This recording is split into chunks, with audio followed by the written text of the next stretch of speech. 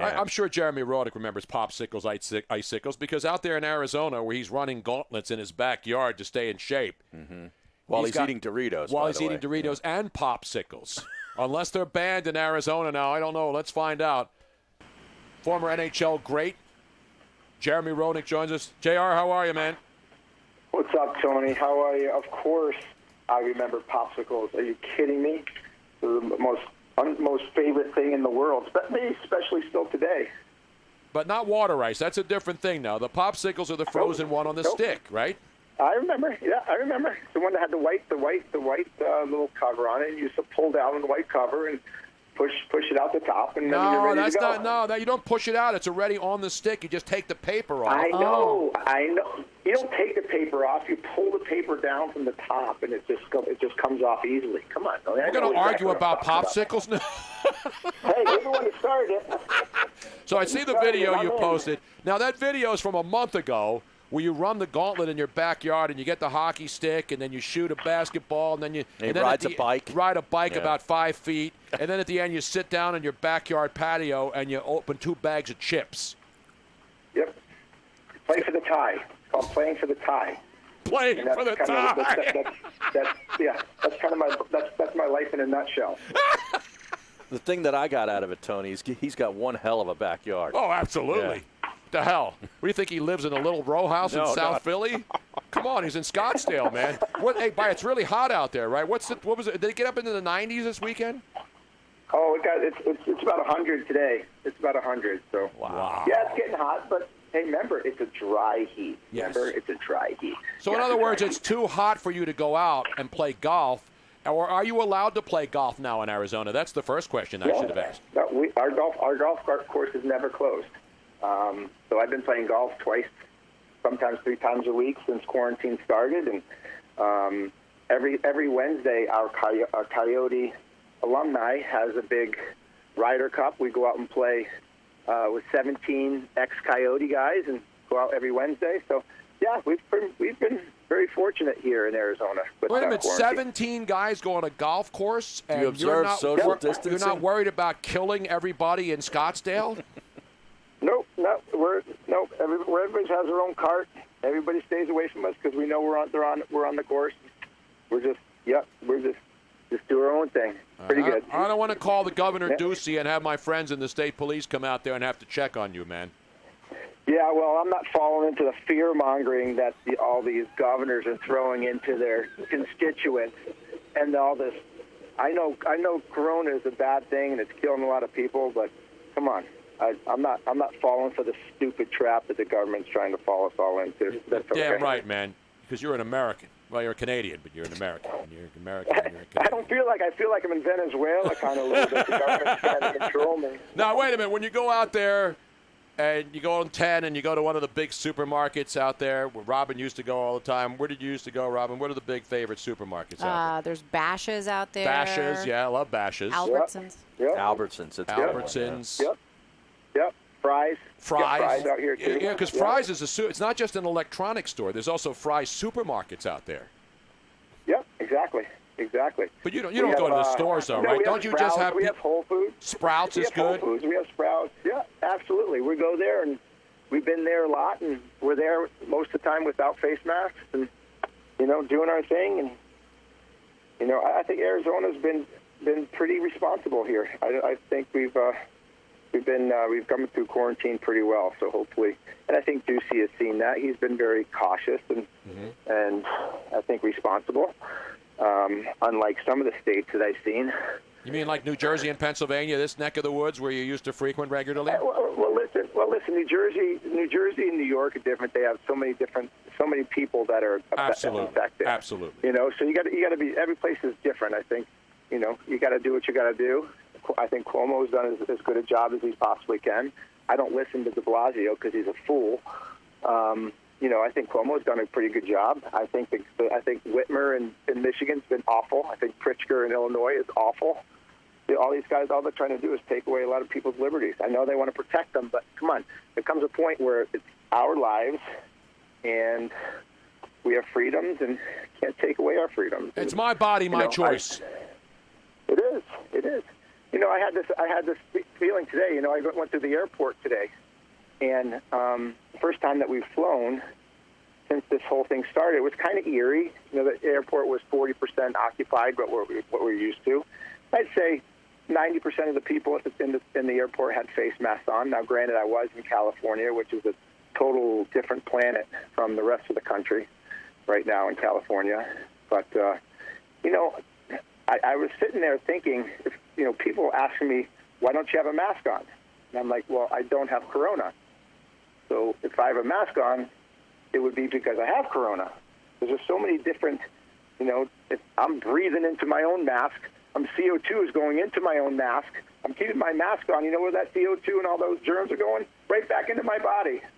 Bam. I don't know. I have my own opinions. I don't have corona. I got tested, so I'm not going to infect anybody. So did you have any Tito's at least over the weekend, though, to help sanitize the corona? Or it's corona. It's corona.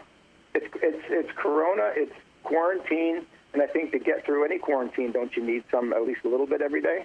Yeah, absolutely. I mean, Harry just ordered a 55-gallon drum of Tito's to be brought here to Pennsylvania. I have 5 half-gallons. 5 half-gallons. 5 half-gallons, Jeremy. I've been pretty responsible. I've actually dropped a couple pounds over the last couple weeks, so trying to take advantage of staying in place. So it's been okay. Well, what did you make of the AHL deciding to shut down for the rest of the season, including playoffs? It's too bad. It's sad. I know a few players that play in the AHL that that aspire to be in the National Hockey League someday, and to have their season ended. Some that were probably could have been coming up to the National Hockey League. It's a good league. What fears me the most is how much financial damage is going to happen to the National Hockey League and through the AHL. Whether the AHL is going to disband or whether it's going to be able to survive this whole thing. I sure hope it does survive, but I feel bad for all those players and really great players. And there's a lot of players that probably could play in the National Hockey League down there. It's a tough call, but financially, I think everybody is feeling the wrath. Yeah, and you make that point. You saw it happen in baseball. I mean, baseball is going to start eliminating a lot of the minor league teams. Now, of course, they have different leagues. The AHL is the legitimate farm system for the National Hockey League. And I know guys play juniors and they play overseas and stuff, but the AHL, that's your pipeline to get help right away if you're a team that needs to call a guy up, right? Yeah, and you got to wonder what's going to happen if there are no AHL teams. There's no place to send these guys. Are teams going to carry? Is the National Hockey League going to change the rules of how many players they can carry for injury reasons, or players that are on the cusp? Are they going to allow a team to carry 30 players in the city, whether they don't all travel, but they keep them close and train with the team? There's going to be a lot of players that are going to have no place to go, and when that happens, you start losing the quality of the outreach of players that you can reach to once injuries occur. It's a tough situation that the NHL is in. Yeah, Jeremy, what you're saying there, maybe it ends up being like a practice squad, like the NFL teams have. I mean, if that's what's going to come to, and if it does come to that, they're going to have to be on certain salary scales and payroll scales, and that's going to cost the team more money. Now, a lot of the teams that do fund their AHL team, if the AHL team does fold, they will have that sort of money to be able to put into maybe a practice squad team. But I mean, those are tough decisions. If I'm the National Hockey League, if I'm Gary Bettman, I wouldn't want to put that many players out the pasture. Jeremy Roenick joining us out there now. Now, the plane, before we get back to the rest of hockey, was it packed? Because I saw some pictures of planes where they were packed to the gills, middle seats, everything else, and I saw one of the airlines, Frontier, that announced that you would have to pay extra for a middle seat if you wanted it empty. They backed away from that. Yeah, they backed off of that. Because people were going, are you crazy? You're already charging everything's a la carte. To go to the bathroom, you have to pay extra. So was the plane that you were on packed going from California to Arizona? No, only 40 people. Everybody had to wear masks. middle seats were not allowed to be sat in.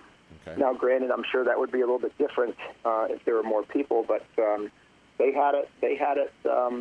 Southwest had it perfect. They did a great job, and the stewardesses have it easy. They just welcome you on. They tell you all the briefings, and then they sit down and enjoy the ride. They don't serve any food or drinks or anything. And it's unfortunate to see the situation in the airport and having to do all that stuff, but I thought Southwest really handled it really professional and was very pleasant, actually. I would have been pissed. I need my peanuts on there and at least one ginger ale. I don't need alcohol. The crazy thing is they make you wear a mask, but you pull the mask down because I brought water and chips on the plane, so I can't eat that through the mask. I'm pulling that stuff down. So it kind of defeats the purpose, right?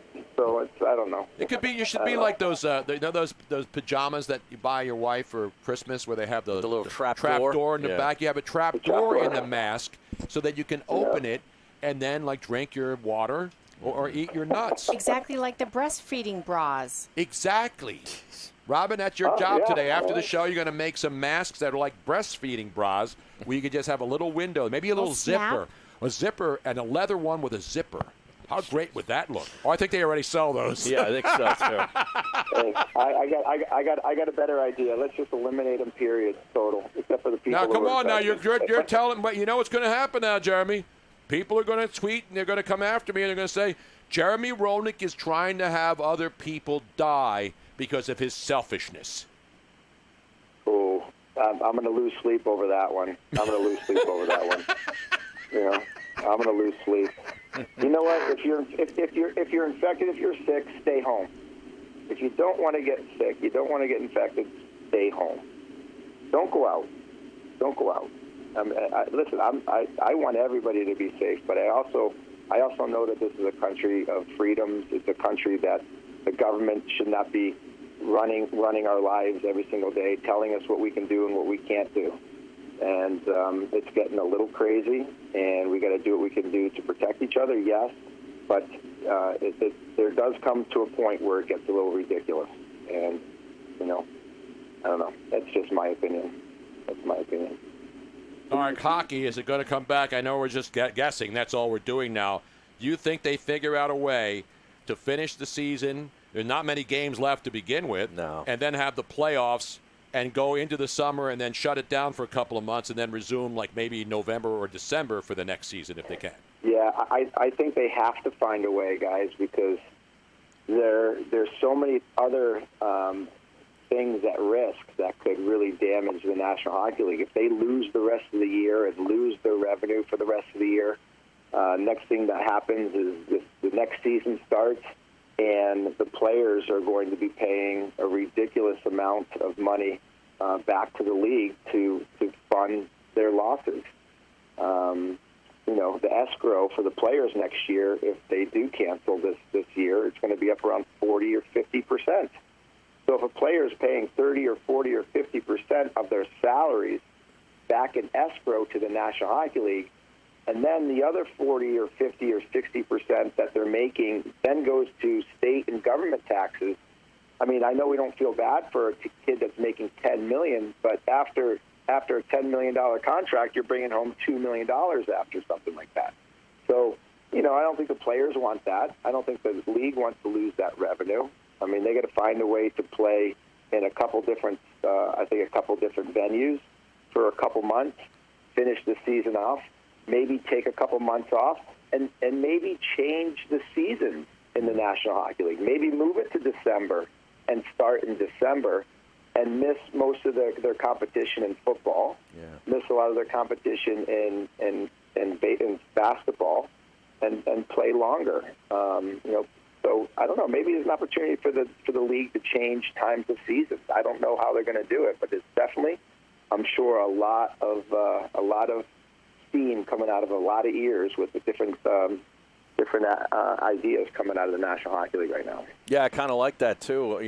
If the NBA and the NHL can sort of stagger their season so their playoffs don't run up against one another, I think. Exactly. You know what I mean? Exactly. They sort of cancel one another out at the best time of the year.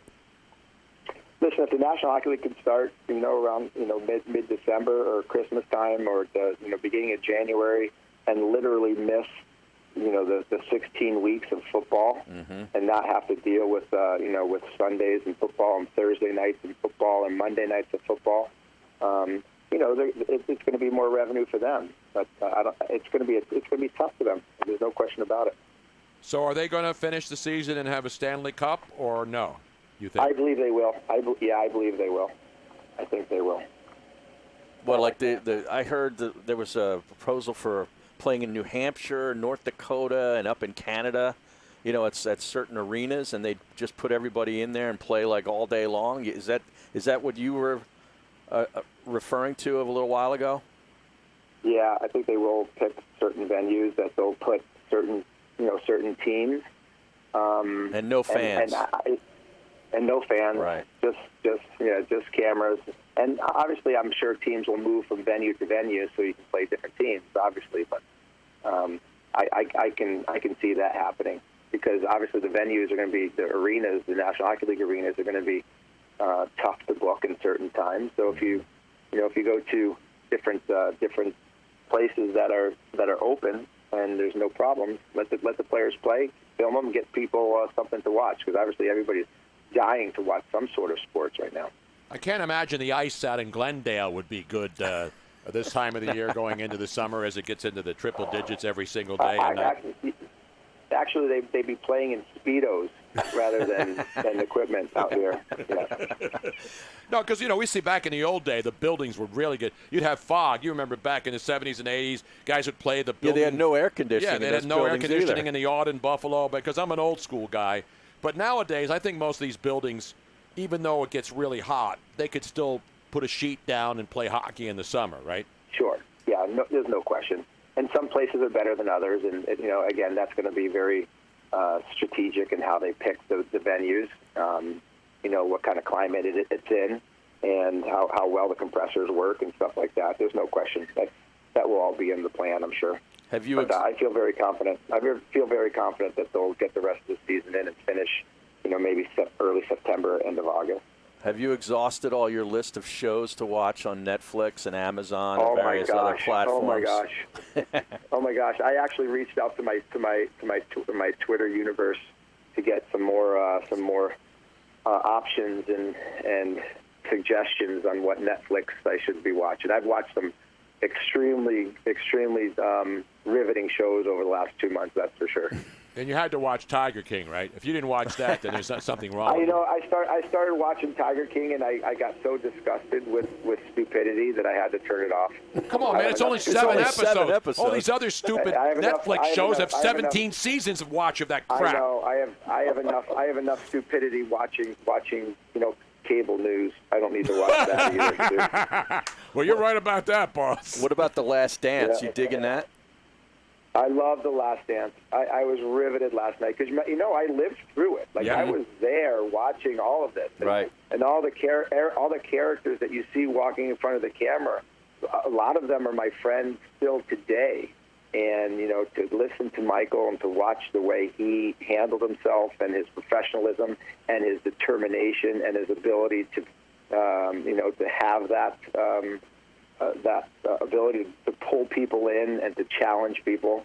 It's riveting. If there's not an athlete that doesn't watch that doesn't want to go back onto the ice, the field, the court, and start playing again, then they're fake athletes because it's just watching him is just so unbelievable. It's fascinating.